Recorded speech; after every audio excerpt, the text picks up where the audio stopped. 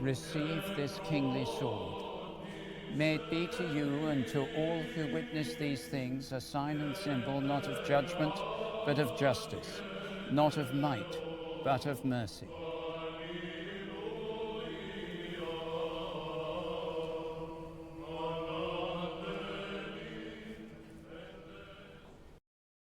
That. Well, I guess wherever you go and whatever you speak at, you always get a question about the coronation. Here it is. It's from Hurrier.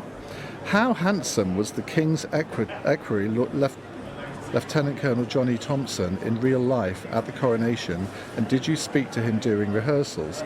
If so, what's he like? Jonny and Penny were both so majestic and regal that day, and they weren't even being crowned. Hope to see you back in the House of Commons. Oh, well, thank you for that.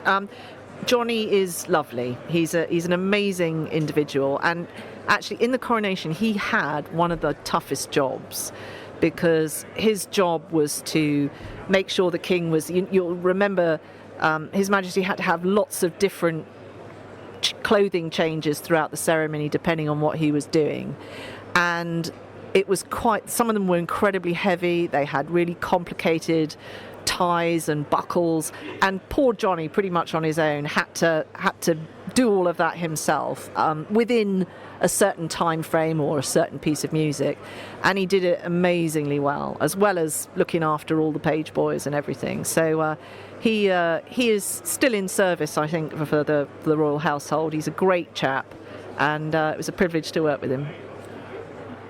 Do you ever think to yourself that whenever it is, when you depart this mortal coil,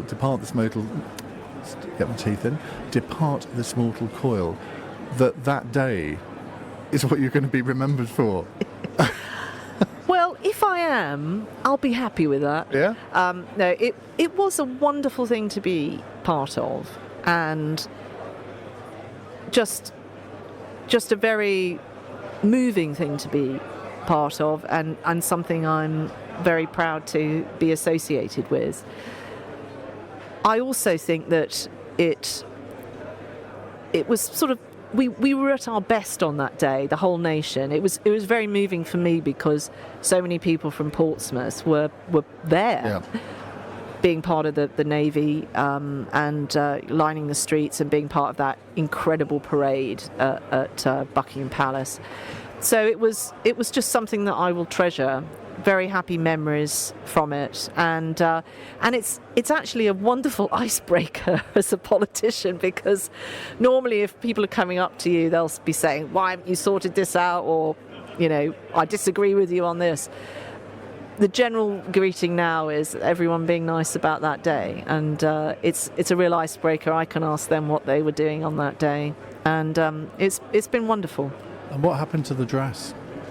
Well, the dress is with Christie's, because even though I love it, I thought I can't wear this again. I can. Only if I was going to a fancy dress party as myself could I wear this outfit. And so I thought, well, it's an important dress because it's become iconic. And so I thought, well, I think it ought to go to a home that will look after it really well. And I also could do something with funds it could raise. So it's with Christie's. Who paid for it originally? Oh, me. Yeah. So you had to, because I won't ask you how much it was, but that must have been quite an outlay. It was, but I felt it was important to do that, because if only you'd known Lord Ali at the time. I know. It is actually a bit of an issue for women, and quite often some of the deputy speakers at the House of Commons have had this issue, because for in a lot of these ceremonial roles there are outfits and robes which are designed for men, but women quite often will have to go and source their own.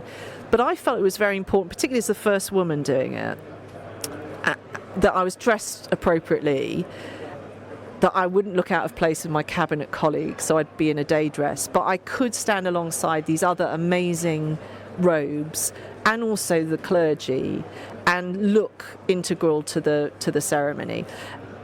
but it had to be modern. It was a modern coronation for a modern king. So just putting on what are black tails embroidered with gold, I mean, it would not have worked. So I felt it was important, and it was an honour to do the role, and I was very happy to have that outfit.